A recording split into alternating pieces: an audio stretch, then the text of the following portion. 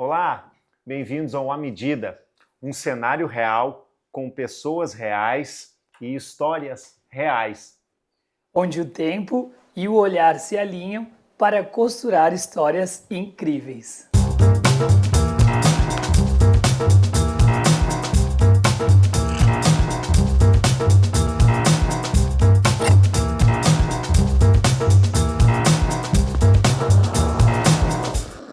E hoje o nosso entrevistado é o Kevin Kremer, sommelier e proprietário do Empório Floripa, um espaço sensacional com vinhos exclusivíssimos.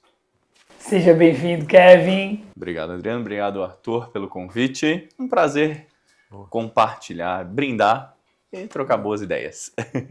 Com certeza. A ideia realmente é essa, né? É um papo descontraído, com boas pessoas. E para a gente, nesse nosso primeiro bloco, né? Te apresenta um pouquinho para nós, fala um pouco do Kevin, do trabalho do Kevin, do trabalho do Empório, né? Conta para nós um pouquinho. Quem é o Kevin, né?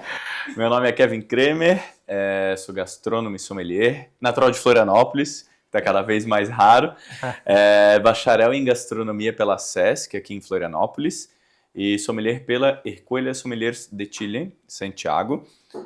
Já estou na área tem 13 para 14 anos, e sócio do Empório Floripa também, mas também Kevin Sommelier, que faz eventos, degustações privadas, jantares, almoços harmonizados, enfim.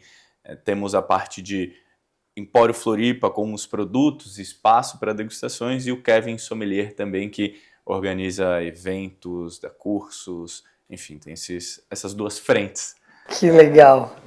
O Kevin que atende o consumidor final, mas também o Kevin que ensina esse consumidor a saborear o melhor vinho, né? Usando com os pratos que ele deseja. Exato. Também, além das degustações, dos jantares, tem os cursos de iniciação. Então, o Brasil ainda é um país que tem muita gente que gosta, mas é sempre aquele papo, Kevin, eu amo vinho, só que eu não entendo nada. Então, calma. O curso de iniciação já foram mais de 260 alunos, então a gente traz gente para o mundo do vinho para entender um pouquinho mais. É um pouco de autoconhecimento também, o que eu gosto, o meu paladar, entender o meu momento. E aí depois a gente tem a sequência com jantares, as degustações para o pessoal seguir, porque é um mundo bem amplo e delicioso de explorar. Delícia. Eu tenho uma dúvida, Kevin. Vinho é tudo igual? Não. Não? Mas ele é tinto igual a... Não? Não, temos diferentes estilos. Inclusive, pegando um gancho, eu ministrei uma aula para o curso de gastronomia e aí pegamos a temática de uma uva que todo mundo do curso, eu gosto, eu conheço, que é a uva Malbec, que é uma uva extremamente tradicional, muito conhecida aqui. E foram 3 Malbecs do mesmo produtor, da mesma região, de linhas diferentes. E vinhos completamente diferentes. Então, tinha um aluno ali que comentou, eu não gosto de Malbec, enfim, ok. E indo para esse lado mais genérico, quando abri os 3 vinhos, eles provaram esse mesmo aluno, eu adorei esse aqui, esse primeiro. Mas não era você que não gostava de Malbec? Não, é que esse é muito mais leve, os outros Malbecs, assim, exato. Então não é que você não gosta de Malbec. O Malbec potente, estruturado, para você é too much. Então, algo mais fresco, mais leve. Então, quem sabe a gente vai para esse caminho, independentemente de uvas, como é feito, isso pode alterar completamente. Então, não é. E convido sempre o pessoal a praticar algo que eu falo para os meus alunos, que é a litragem.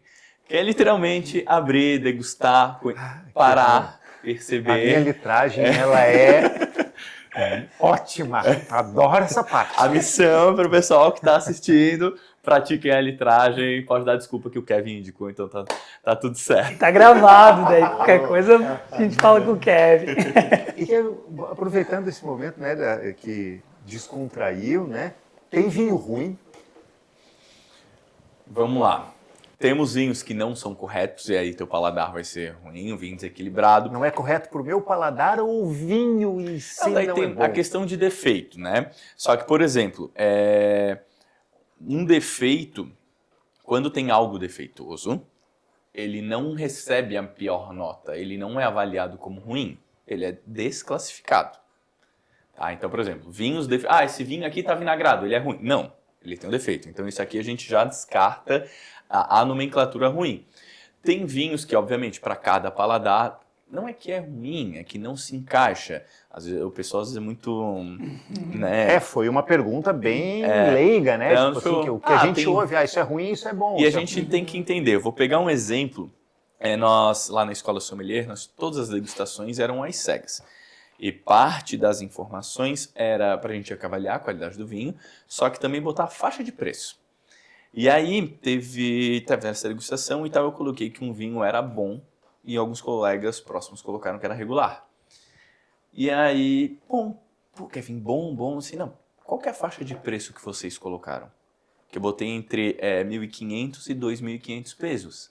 Aí eles, não, Kevin, a gente botou de 5.000 pesos. Não, se for 5.000, é regular. Mas e se for essa faixa? E aí quando foi ver a 2.200, pouquinho, era menos que 2.500, aí o pessoal, não, tá, para 2.000, 2.500 até 2.500 tá bom, assim, é isso, é que também a gente tem que entender, que aí vem muito daquele famoso custo-benefício, eu não gosto de usar muito custo-benefício, mas é o que ele entrega, enfim, mas assim, tem vinhos que vão entregar pouco, mas assim, é um vinho que entrega pouco, ele tem baixo custo, a gente tem que entender que a gente tem uma ampla gama de clientes, né? Tem clientes que estão recém começando, que não tem disponibilidade para fazer um investimento um pouco mais alto, e a porta de entrada. É a mesma forma com que eu falo dos vinhos suaves, os vinhos de mesa. Quer dizer, o pessoal, vinho suave e tal, deixa. É mais fácil você trazer para o mundo dos vinhos finos alguém que já tem uma taça de vinho na mão do que alguém que não tem taça de vinho e não tá nem perto.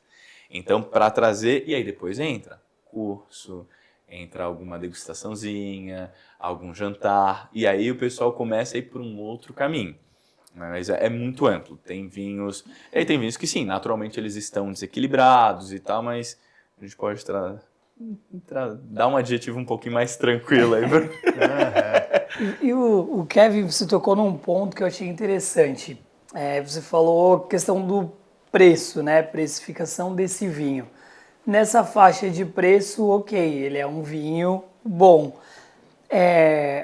Entende-se que todo vinho que tem um valor monetário mais elevado é bom? Ou tem vinhos que custam, por exemplo, 10.000 pesos e não são bons? É que assim, esse é o ponto. O sommelier, ele muitas vezes ele vai responder com depende, tende a, é possível, porque assim, é muito amplo, né? Por exemplo, Kevin, eu investi tanto e não gostei. Tá, mas você não gostou, ele não faz um produto ruim, ele faz um produto que não encaixa no teu paladar e tu não curte. E tá tudo bem, isso vai acontecer muitas vezes.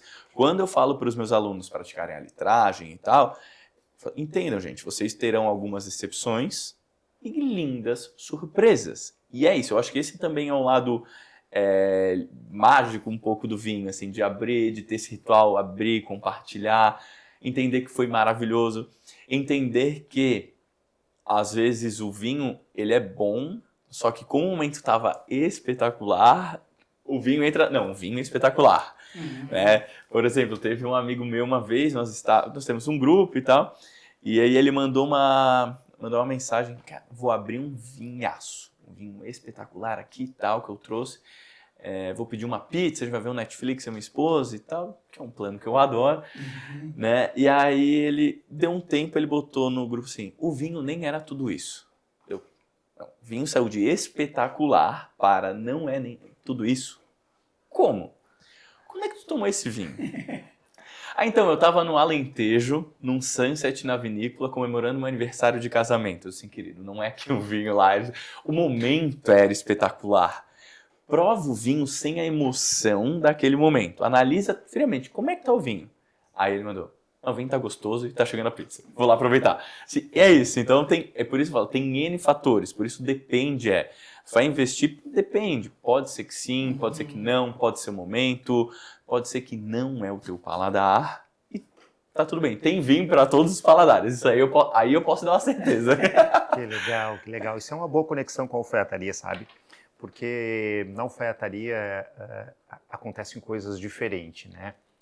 Normalmente, os tecidos de mais baixo valor são, sim, de qualidade inferior aos tecidos com valor agregado. E eles têm um sentido de ter um valor agregado. Quantidade de fios, gramatura, procedência, expertise do lanifício que faz, né? A qualidade desse produto, ele é diferenciado, sim, né? Mas, claro, também entra, em contrapartida, essa questão do gosto do cliente. Porque ele pode não gostar de usar aquele tecido que é mais fino, que é mais nobre, ele pode gostar de usar um outro com uma textura mais rústica do que um mais fino, Sim. né? Mais firme, alguns gostam de outro mais fino. Vai usar aquele tecido para quê? Daí é a experiência, né? Porque ele pode pegar um tecido maravilhoso, incrível, pagar uma fortuna, e tem tecidos que realmente custam uma fortuna, e estragar aquele tecido por um mau uso dele, e achar que o problema está no tecido ou na confecção. Na verdade, aquele tecido não foi indicado para ele, tal e qual vinho na determinada situação. Entende? A questão do valor final, claro que tem etapas que custam, né? Então, por exemplo, a questão, acho que essa palavra também serve na percepção, no tato, no tecido, da complexidade. Um vinho, ele tende a ser mais complexo porque ele vai... Uma barrica custa um valor X. Sem a barrica, o teu preço fica mais baixo. Uma rolha, um vinhedo que tem um menor volume de produção e mais concentração. Então, que é a exclusividade. E a complexidade. A mesma coisa como você imaginou da questão dos tecidos. Tem mais fios, ele tem um tato mais sensível, Sim. tem respirabilidade que o outro não vai ter. Então, ele é um tecido também mais complexo. É como, por exemplo, os tecidos sintéticos, eles são tecnológicos, há um investimento da indústria naquilo, né, nessa questão tecnológica de produzir essa fibra.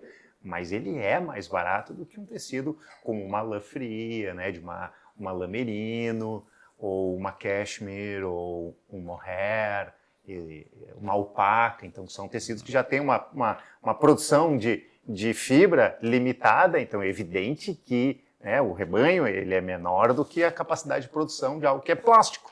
Então quando tu compra um traje de poliéster ou poliviscose, tu está comprando uma coisa de plástico.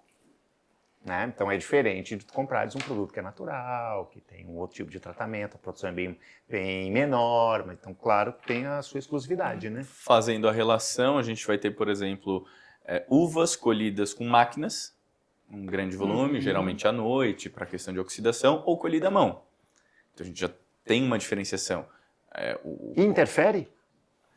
Interfere, porque a gente vai ter um cuidado muito maior. Tu tem, claro, que também tem todo o investimento de tecnologia para que a oxidação diminua, para que seja algo super rápido e tal. Tecnologia existe.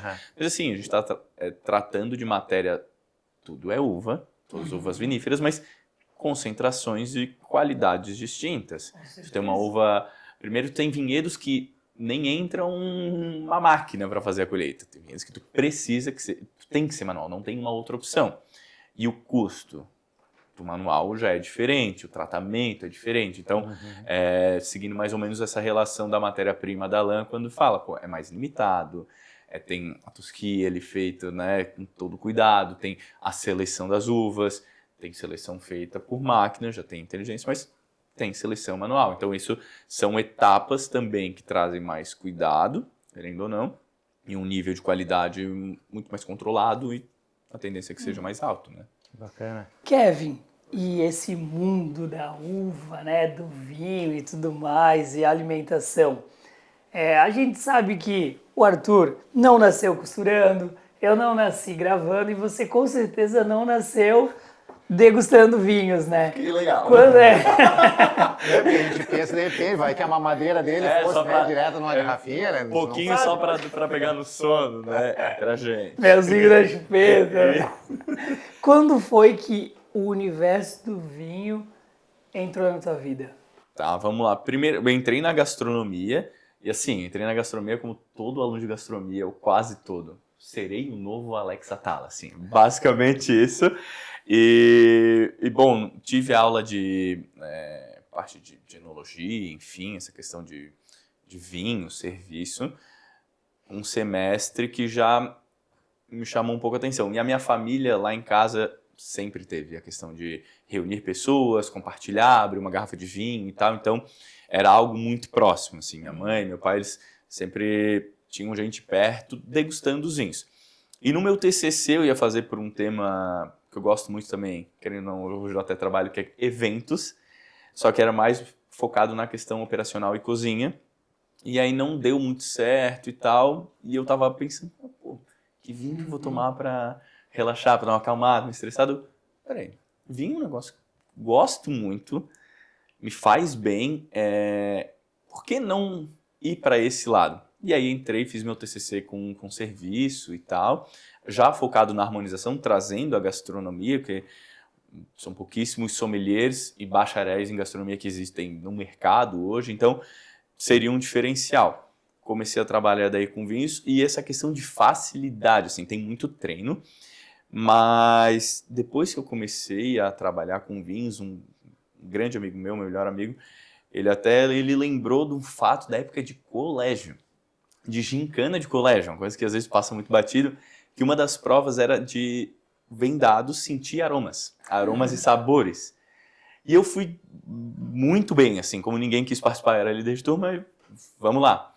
E aí eu errei um que pra mim até hoje eu contesto, que eu falei que era creme de legumes e era papinha de cenoura. Que pra mim tá ali, mas tudo bem. É a mesma coisa. Mas esse foi o... Então, assim, depois ele lembrou, além do ato de gostar, né, dessa questão, ele já tinha facilidade. É claro que isso, o treino, ele é constante e tal.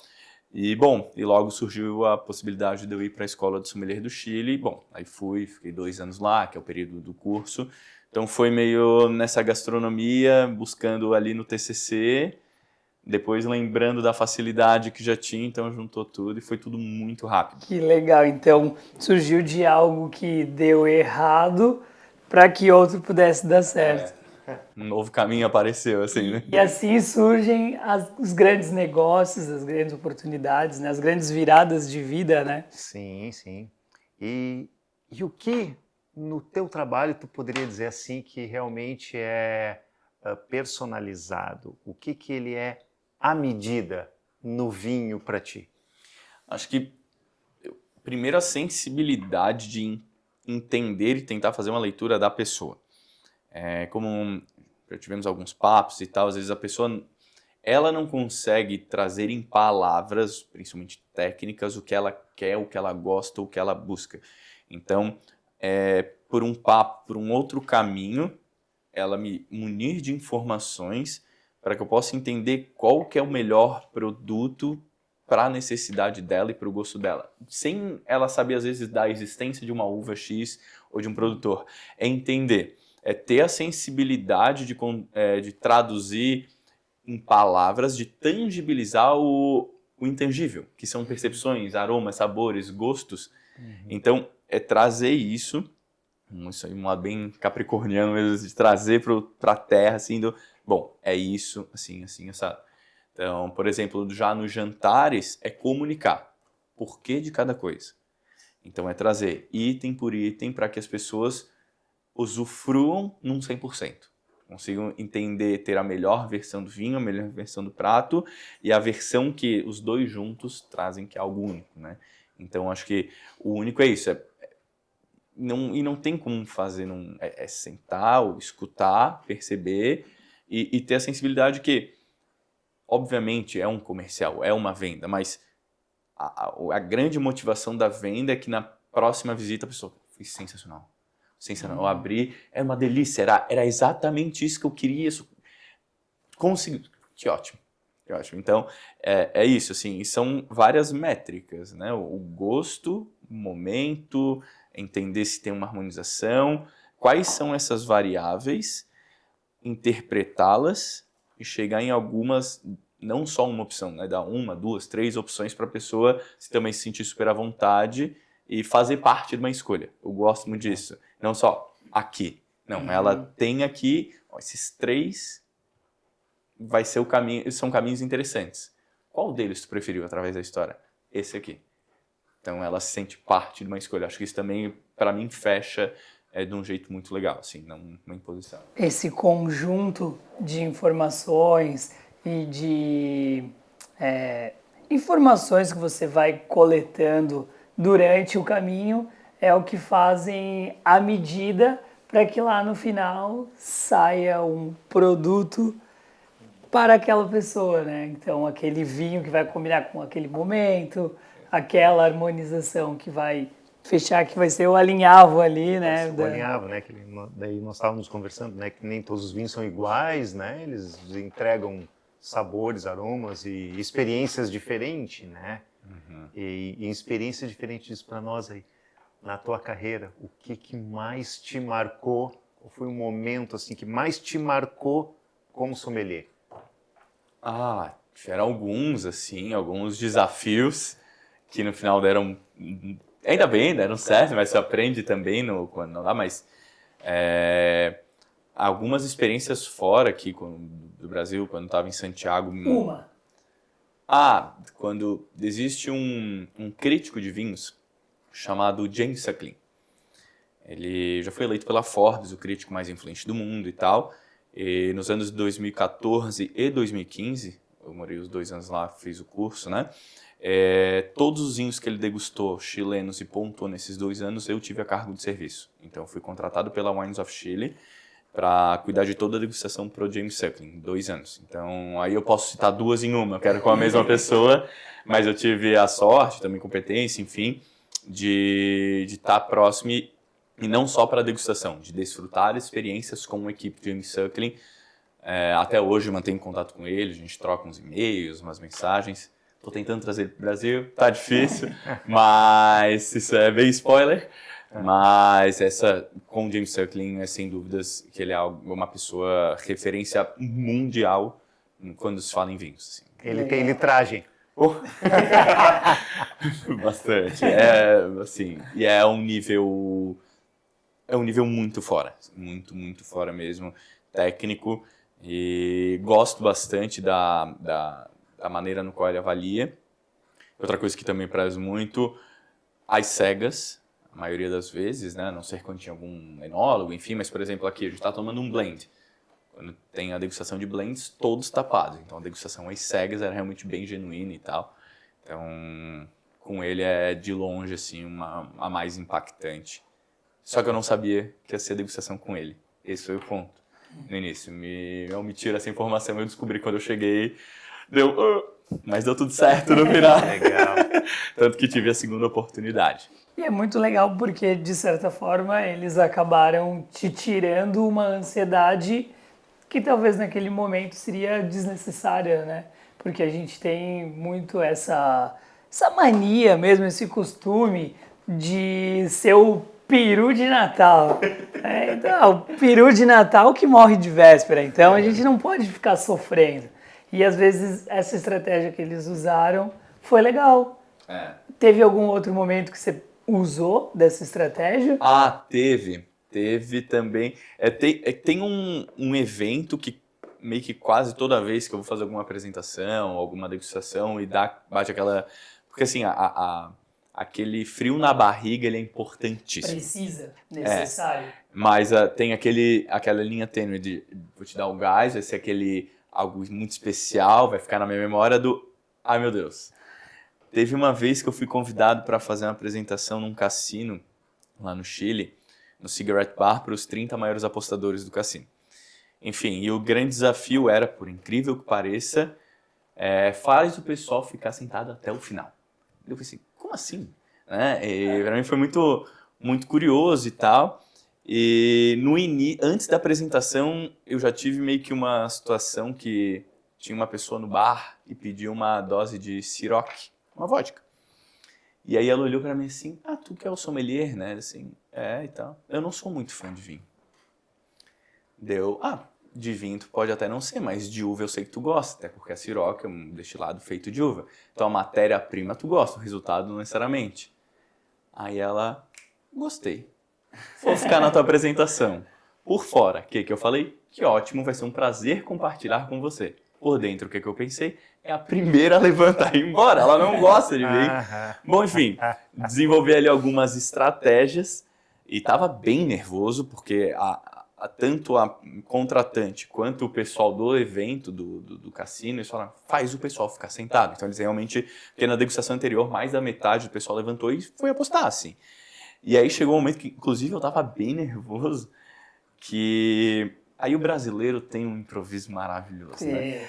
Estávamos com 2 tintos, 2 taças aqui, porque tinham 2 tintos parte da degustação, e eu comecei a girar as taças, e alguém falou, Kevin, senti tal aroma no vinho 1, eu estava com vinho 2, e eu fui girar. No que eu fui girar, parte desse vinho foi pro chão. E assim, todo mundo aqui na minha frente. Aí eu olhei, no que foi pro chão não tinha como não ter visto. Aí eu olhei, gente, no Brasil temos um ditado. Um pouco é pro santo, só não vale virar a taça toda. E sim, tem esse aroma. E aí já continuamos aí a degustação. No final, todo mundo ficou sentado, eles adoraram, enfim, inclusive que para mim foi muito marcante, veio aquela pessoa do bar com os pais. E aí, até na questão dos 2 tintos, nós tínhamos 2 harmonizaçõezinhas e eu instruí a eles guardarem para entender o porquê que não harmonizava. Eu inverti também para ter esse porquê a mais, assim, porque tá acostumado a sentar, isso com isso, desfruta. E quando não harmoniza? Como é que eu sei? Então a minha ideia é sempre dar um conhecimento a mais, fazer uma brincadeira no bom sentido para que agregue algo além do básico. E eu fiz isso. Bom, chegou a filha com os pais e a mãe dela perguntou, meu nome é Kevin. Kevin, eu vou a muitas degustações de vinho. Eu imagino. Foi a primeira vez que alguém me falou e me mostrou como não se harmoniza. E a partir de agora eu sei, quando alguém me empurrar alguma coisa que não faz sentido, agora eu tenho um senso crítico. E a filha veio, Kevin, queria te agradecer, porque a partir de hoje eu vou desfrutar de mais momentos com os meus pais. Eu nunca fui do vinho, eu te falei, eu não sou fã, e os meus pais amam. Então, depois de hoje foi tão divertido que eu vou dar uma chance pro vinho e vou passar mais tempo com eles. Então, tipo, isso pra mim foi algo muito... foi muito legal. Além de todo o desafio e tal, foi algo que marcou bastante. Que legal. E aí, toda vez que eu vou fazer alguma apresentação e começo nervosismo, eu penso, peraí, tem 30 maiores apostadores de um cassino aqui? Não. Então vamos, então vai dar certo. E aí funciona e aí flui bem, assim. Mas foi um mix de sensações, assim, dessa degustação. Foi bem marcante. Você vê a importância, né, de abraçar as oportunidades. Porque você foi lá para palestrar e aí você acabou mudando a vida de uma família inteira. Que muitas vezes acabava separando, ia cada um para um lado por gostos diferentes. E aí você conseguiu uma forma direta de unir essa família.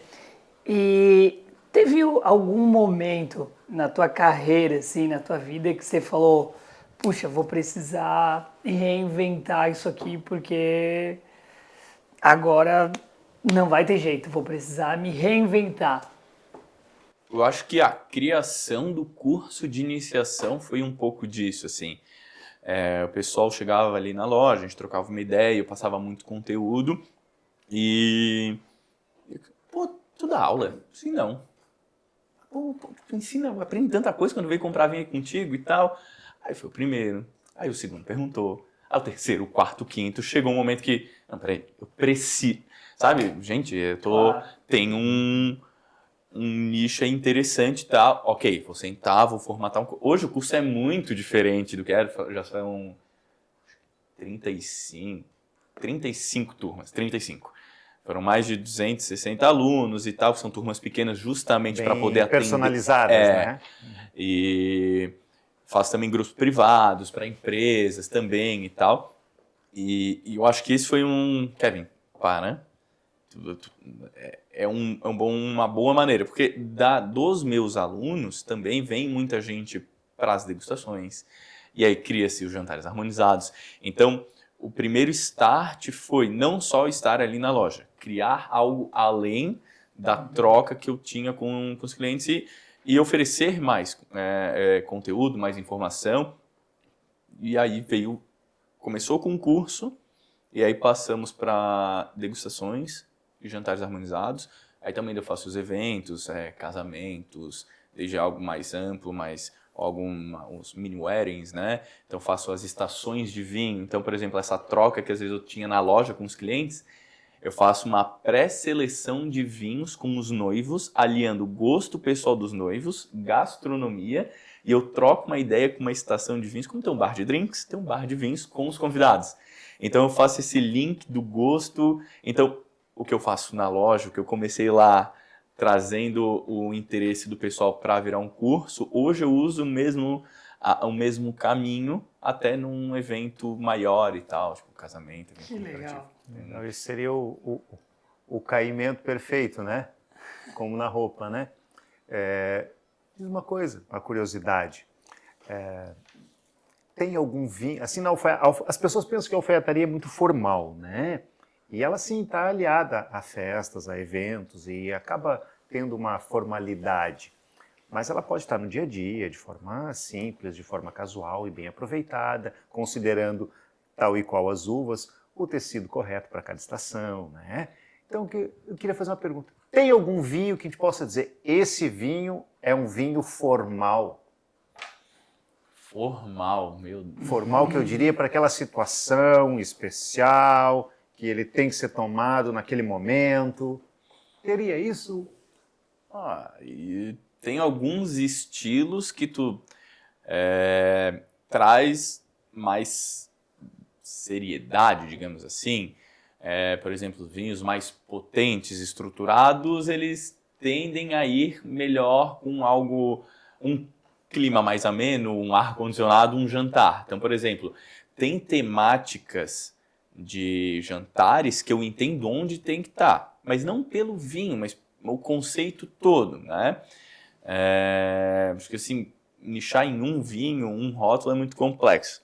Na dúvida, abre um espumante sempre, que vai dar tudo certo. Eu sou muito fã de espumante. Branco, no último ano mesmo, se eu somar espumante, branco e rosé, eu tomei mais que tintos.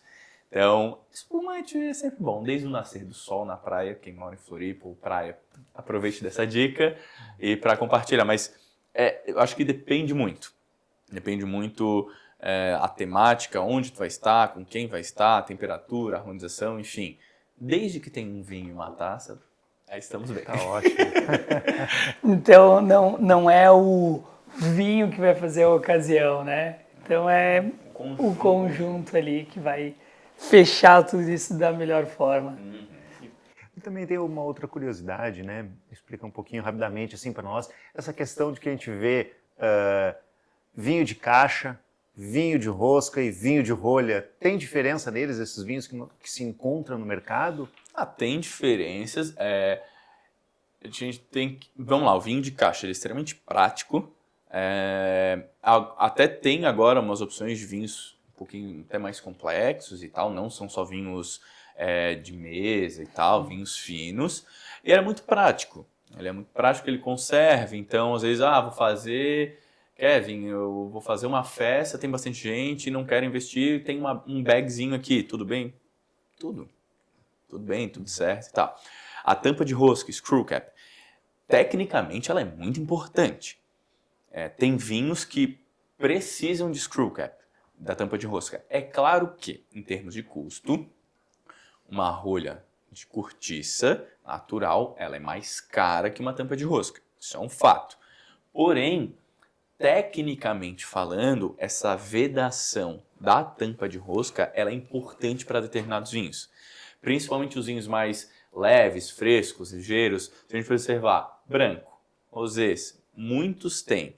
Tintos para consumo mais rápido, porque tu não quer uma troca. Quer um vinho que mantém perfil. A grosso modo, um vinho, com o passar do tempo, quando tem essa troca, ele vai mudar o perfil de aromas. Então, se hoje ele tem uma fruta madura, daqui a um tempo ele vem para uma geleia, um tempo uma compota, uma fruta...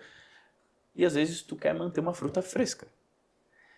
Claro que essa evolução ela vai acontecer porque tem outros fatores, mas retarda essa evolução.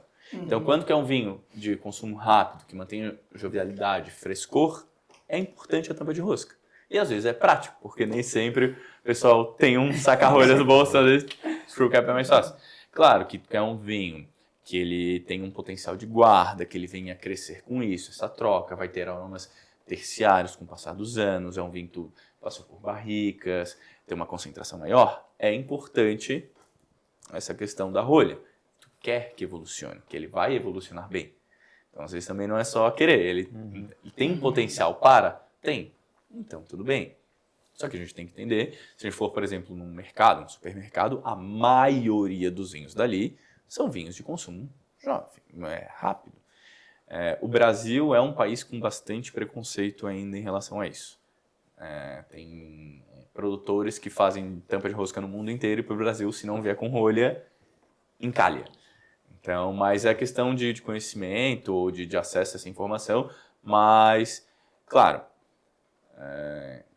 a maioria dos vinhos de tampa de rosca tendem a ser menos amplos ou menos complexos. E, claro, tem excelentes vinhos com grandíssima complexidade com tampa de rosca. Se a gente pega muito vinho ali da Nova Zelândia, Austrália, África do Sul, excelentes com tampa de rosca. Por quê? Porque é benéfico pro produto. Entende? Acho que tem a questão também da cultura, né? Porque o Brasil, principalmente, é muito cultural a rolha de cortiça. E somos muito novos na questão produção e consumo. Se a gente parar para analisar. Até porque acho que nós bebemos mais tinto do que branco e a gente ainda bebe muito rosé. mais vinhos de mesa do que vinhos finos. A gente tem que entender que a maioria do que é consumido hoje o brasileiro não consome 3 litros per capita ano ainda. E vamos arredondar para 3. Desses 3, ali por 2 litros seria vinho de mesa e não fino. Então, por isso que eu falei ali no início. Vinho de mesa. Calma, já tem a taça na mão. Para você trazer, para você aumentar a tua gama de pessoas que querem saber nuances, que se interessam por um produto mais selecionado, precisa já ter a taça na mão. É muito mais fácil de converter para o vinho fino. Então, é muito importante, é muito significativo. E estamos produzindo cada vez mais diferentes regiões e tal. Isso também aproxima porque, na minha concepção, tem esse lado de comunidade, né? Então, a minha região produz vinho. Então, às vezes, tu defende a tua região, tu passa até a consumir por esse bairrismo que é importante. Defender a minha... Sabia que a minha cidade... Às vezes a gente viaja, sabe que na minha cidade faz vinho? Faz vinho e tal. Então, tu levanta a bandeira, isso é importante também. Então, à medida que mais regiões passam a produzir, vai ter mais gente também levando a bandeira, né? Interessante. Uma coisa puxa a outra. Teve uma coisa que o Arthur falou do vinho de caixa, que eu achei interessante. Eu tive uma oportunidade de visitar um outro país, né, o Uruguai, e eu achei muito interessante porque eles consumiam muito, no lugar onde eu estava, um vinho de caixa que inclusive ele tinha uma torneira que apertava e ela tinha uma pressão. É uma embalagem Tetra Pak, Aham. né? E aí ela fica bem... questão de luminosidade e tal, tudo fechado. E depois uma caixinha para ficar uma coisa mais estética e dar uma sustentabilidade. Aí tu tira, tem a torneirinha ali. Então, por exemplo, e aí ela vai aguentar muito mais tempo depois de aberto. Né? A maneira no qual é feito. E às vezes é isso. Vai ter um pessoal, pega uma caixinha. Pega, seja feliz, deixa a caixa de branco, já deixa na geladeira para estar na temperatura, até à vontade. Acho que que a gente ainda alia muito o consumo do vinho, pegando um pouco esse gancho da alfaiataria para eventos, é no dia a dia, né? Aí muita gente via, fui para Portugal, como é hábito, né, todo dia e tal. Aí aqui você vê alguém com uma taça de vinho no almoço, será que é aniversário? Tá celebrando alguma coisa? Por que lá tem essa naturalidade tu encara com? Por que fora em outros países encara uma naturalidade de ver uma pessoa de colete, de lenço, de gravata e aqui... que formal, né? Não, às vezes é só gosta de estar assim e faz parte. Isso é um ótimo paralelo, né? Porque na alfaiataria tu tem, como nós falamos antes, tem tecidos maravilhosos para tu usar no verão, que são muito mais confortáveis do que uma calça jeans que todo mundo trabalha. A calça jeans é para trabalho. Não, cara. Usa uma outra calça mais fresca vai ser mais gostoso, tu vai te sentir melhor. Todo mundo bota camiseta fresquinha, tá, mas a tua camiseta, ela é escura e tem uma fibra sintética junto daquela malha, tu vai passar calor igual. Então tu podes usar uma camisa social, manga longa, que vai te proteger do sol, né? Com um bom tecido, com um bom algodão, uma camisa de linho de baixa gramatura, Respirabilidade. que tem como vinho, né, na hora de tu degustar, que tem uma respirabilidade. Tu bota uma calça, aí todo mundo tem a moda, né, do skinny, né, dessa coisa coladinha no corpo, tá? Mas tu pode estar com a melhor lã do mundo. Agora, se tu tá com ela colada ao teu corpo, ela vai ter uma outra função. Então, para quem gosta de calça skinny, no verão, ó, solta ela. Porque o ar precisa passar, o tecido precisa cumprir a função dele. Aquela trama precisa trabalhar. É como um vinho. Respirar agrega bastante. Agrega bastante, né? Então, assim, há que se entender como se degustar, como harmonizar. A respirabilidade traz um conforto no paladar. Por exemplo, a gente minimiza esse punch alcoólico inicial, a gente dá uma arredondada no tanino, então fica até mais confortável para pegar um gancho com a alfaiataria na questão de degustação. Então, a respirabilidade traz o conforto ao usar e aqui traz ao degustar. Então temos essa semelhança. Que bacana. E Kevin, como que, por exemplo, assim, alguém que não tem o hábito, que conhece vinho de ouvir falar, e aí essa pessoa quer começar, quer ter a oportunidade de conhecer vinhos. Que dicas, que caminhos que você indica para esse perfil de consumidor? Estamos na melhor época. Verão é a melhor época por 2 motivos. Tem dois itens, assim, ou 2 percepções no vinho que incomodam alguns paladares, os paladares mais genéricos. Açúcar. Então, às vezes o vinho seco pode incomodar. E o outro é o tanino, que é aquela travadinha, aquela astringência que a gente vai perceber aqui nos tintos, mas brancos não tem. Rosés não tem, laranja pode até ter. Mas vamos lá. Então, por exemplo, calor, a gente pega um vinho que não tem taninos, ou seja, já trava ou não trava, né? No caso, vamos para brancos e rosés. Estamos no verão, bem geladinho. Quando tá bem geladinho, a gente vai sentir menos aroma e menos sabor. Só que também, como o teu palato vai ficar um pouco mais congeladinho assim, a ausência do açúcar não vai ser tão impactante, porque está bem refrescado. A ideia, por exemplo, quando a gente pega uma caipirinha de limão e não tem tanto açúcar, mas está ali bem gelado e tal, o pessoal bebe. Basicamente levando esse raciocínio para a questão do açúcar no vinho. Então, um vinho branco ou rosé, bem geladinho no verão, é o melhor caminho possível, é o mais fácil. Kevin, não, eu gosto muito, muito, muito doce. Ok, pega o teu espumante moscatel, te acostuma. Depois passa por um demi, vai acostumando. Depois pega um brut mais levezinho, dá para pegar alguma outra coisa, mas faz esse caminho. O estar gelado facilita essa transição. Então, melhor época do ano, verão, primavera e verão, é excelente. Que engraçado para mim, eu já entendi aqui, o vinho era uma relação com o inverno. Primeiro frio, puxa uma coberta, fogo na lareira, abre um vinho. E abre o vinho. Primeiro calor, abre um vinho espumante e bebe também. Claro. Assim como tecidos temos para todas as estações, vinhos também. Olha... Porque a gente pensa assim, tá calor, abre uma cerveja que ela refresca, mas a gente não pensa que o vinho também vai refresca. Também pode refrescar. Tem uma ausência de conhecimento. O Brasil consome demais e tal, o vinho verde, tem alguns vinhos verdes que são levemente gaseificados, então dá essa textura mais no palato e tal, então traz uma refrescância ainda maior. Então, para quem gosta de algo bem levezinho, pode ir para esse caminho, mas brancos, rosés e tal, lindos para começar a beber. Falando da tua profissão, o Kevin, além de sommelier, também dá cursos, E acredito que muitas pessoas, elas às vezes devem ficar meio perdidas, assim, sem saber o que fazer. Gostam muito, mas não sabem para onde seguir. Enfim, aí uma das coisas que a gente fala muito é que hoje, por exemplo, no mercado, se a gente precisar se ausentar um pouquinho das nossas funções, preciso de alguém para ser um cinegrafista enquanto eu não puder ir. Preciso de alguém para me cobrir aqui, para ficar costurando comigo enquanto eu não puder. Kevin precisa viajar e ele precisa ter alguém no espaço dele.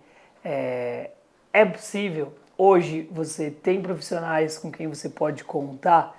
E se não, o que seria um recado que você poderia deixar, por exemplo, para quem quer entrar nesse mercado, não sabe por onde entrar e, enfim, a gente sabe que o mercado é amplo, Sim. né? Eu separaria, sim, dois grupos ali, digamos. A gente tem a loja, então ali é um pouco mais fácil de encontrar alguém para se dar um treinamento. Alguém que tem algum curso, obviamente, na área, que já tem alguma noção.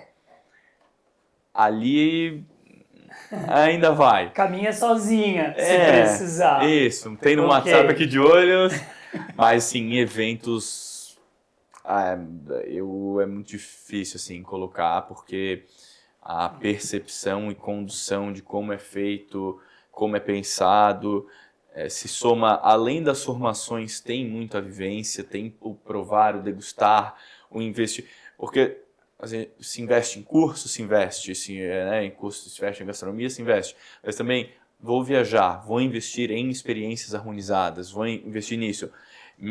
A minha é uma junção de muitas informações para se construir algo. Para guiar uma degustação, eu já acho muito difícil. Para criar, sim, é bem complicado, sim. Porque até esses tempos, só para pegar como uma cabeça pode funcionar e aí como complica todo outro caminho e deixa mais único ainda a questão de serviço. Teve um jantar harmonizado no qual tínhamos um vinho.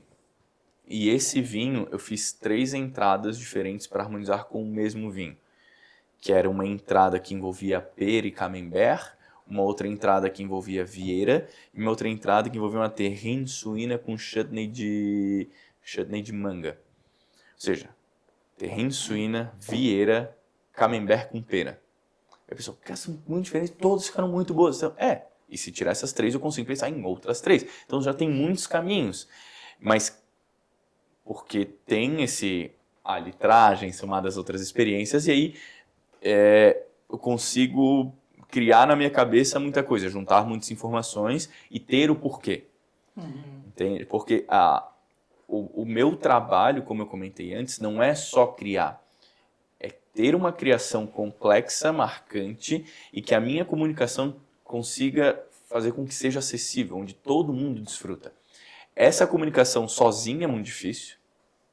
Então a gente já soma também essa questão da comunicação dos cursos de iniciação, esse contato com os alunos, somado a outra dificuldade de criação de menu.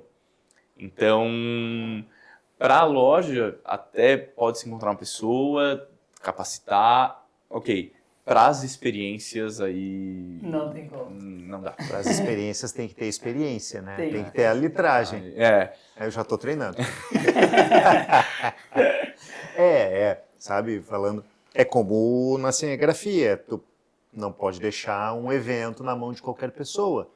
Tem que ser alguém que tenha o teu olhar, que tenha uma experiência de estar contigo, que tenha mais ou menos a tua visão, como na alfaiataria. Tem muito cursinho de final de semana. Tem cursinho de final de semana de cinegrafia, tem cursinho de final de semana de sommelier e tem cursinho de final de semana de alfaiataria. Aí o cara já sai de lá alfaiate, são muitos anos até tu chegar no entendimento profissional disso. Sim.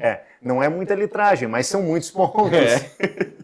Entendeu? Sim, São muitas litragens, são muitas edições, são muitas horas, então não é da noite para o dia. Não é da noite para o dia que tu conquista uma excelência.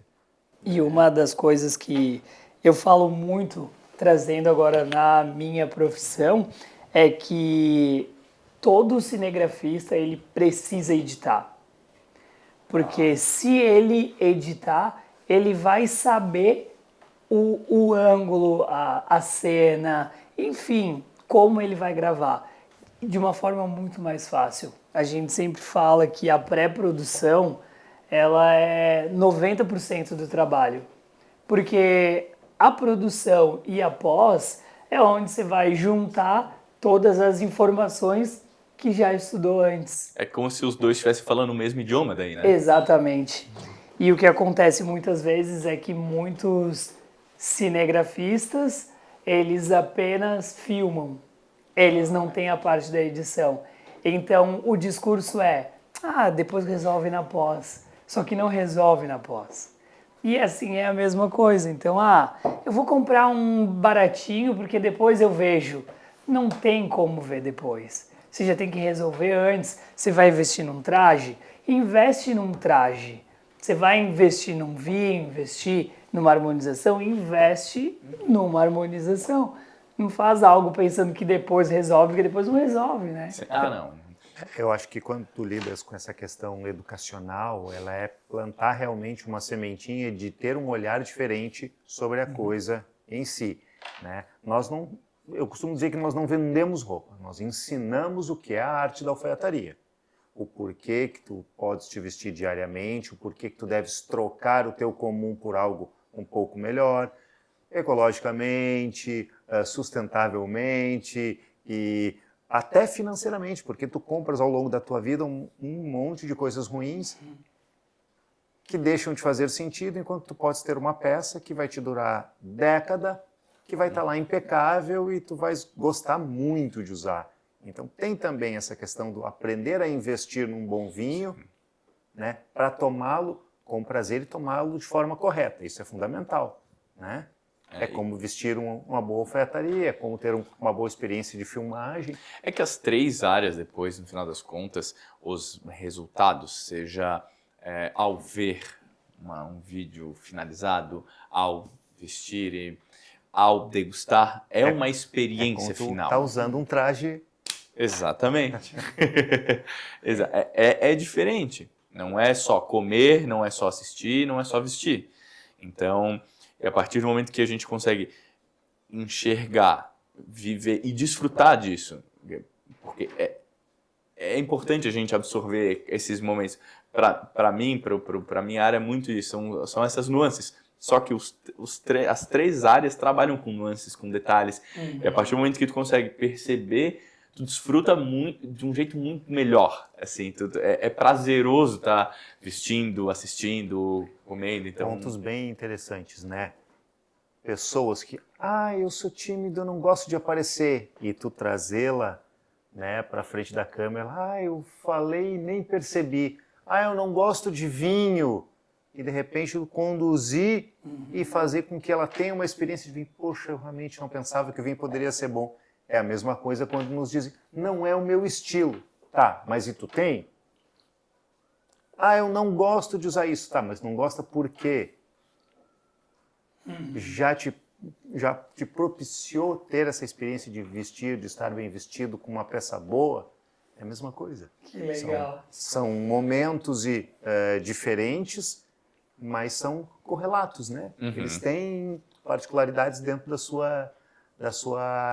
do seu segmento, né? Sim. Do filmar e você fazer com que essa pessoa ela se sinta à vontade, tu educá-la para dizer, puxa, eu não gostava, agora eu gosto, e tu introduzir na vida dela um estilo que é diferente, que ela vai se sentir confortável e vai gostar de usar, até para ir na padaria buscar pão. Não preciso botar meu paletó porque eu me sinto até bem. Momentos que são eternizados, as três áreas, elas podem estar, elas marcam momentos, né? Se a gente parar para pensar.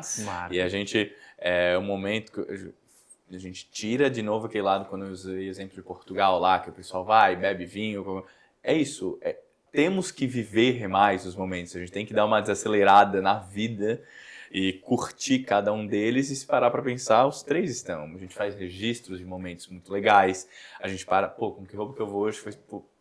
A gente pensa isso, vou receber uns amigos, vou abrir um vinho, fazer algo para comer. Esses momentos que no final da vida é isso que a gente leva, né? Então, acho que as 3 áreas convergem para eternizar alguns momentos. Legal. Do nosso encontro de hoje, então, o que a gente leva de lição é que todos precisamos viver mais os momentos e se permitir para o novo, seja na roupa, seja a experiência de estar diante de uma câmera, ou eu não gosto de vinho e se permitir beber vinho, degustar vinho, né? É isso. Kevin, muito obrigado pela tua presença, né? Prazer. Sensacional, foi extremamente educativo, né? Com certeza. Um grande bate-papo. E a gente entender que tudo existem diversas frentes. Então, às vezes, aquilo que a gente acha que não faz sentido, no final das contas, sim, tem muito sentido. Pode surpreender. Exatamente. Boa. Muito obrigado mais uma vez, Kevin, pela tua presença, por esse teu tempo precioso aqui desfrutando com a gente, né? E a gente poder conhecer um pouco do universo do vinho e levar também para quem está em casa. Saúde. Aqui, ó, carta boa.